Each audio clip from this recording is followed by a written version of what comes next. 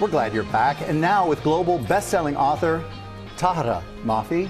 Did I get close? Yeah, you got it. All right. She's launching a series with her new book called Watch Me. It's our GMA Book Club Young Adult pick for April, and she's here to tell us all about it. We're so glad you're here. Yes, nice to see you. I'm so happy to be here. All right, so let's start with the book a little bit, I guess. To show how popular your books are, I want to show you how people line up. Now, this is, by the way, a midnight surprise launch of Watch Me, and people are lined up around the corner. So tell me about the focus of this book, and wow, do you have fans? Thank you so much.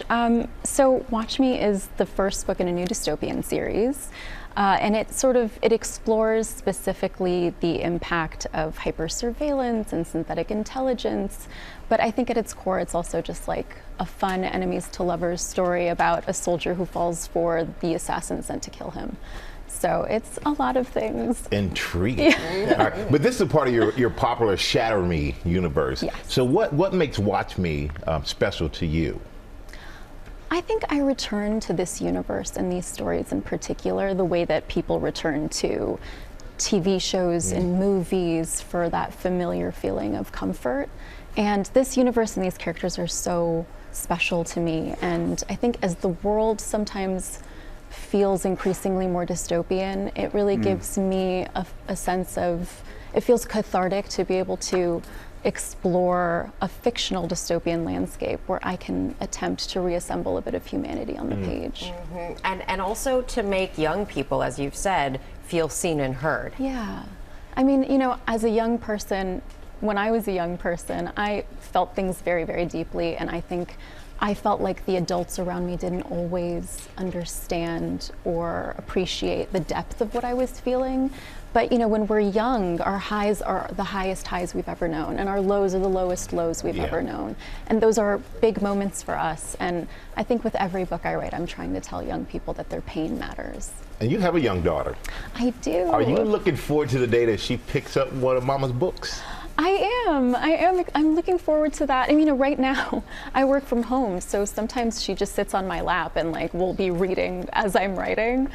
So she's already been a little exposed to some of my stories, though sometimes I'm like, okay, this part, close your eyes. You're not ready for this yet. But no, it's great. I'm looking forward to that moment for sure. Yeah, I mean, she'll have great memories, though. I mean, she'll remember spending this time with you. But I mean, you also do kind of global book tours and global openings. So I understand that how do you do things like help her take care of her Tamagotchi and do the things that need to be taken care of home if you're out there all the time? You know, it's really hard. The Tamagotchi has to go to the bathroom all the time. And it lets you know. It's like time. Yeah. It's beeping constantly. I actually let it die a few times. Don't tell anyone. It's okay. I know. She's reset it. You know, it's coming back to life. She's reset it. I love it. It's a big responsibility. You know, a lot of young people obviously look up to you. You're writing about them. You're writing for them. What's your advice?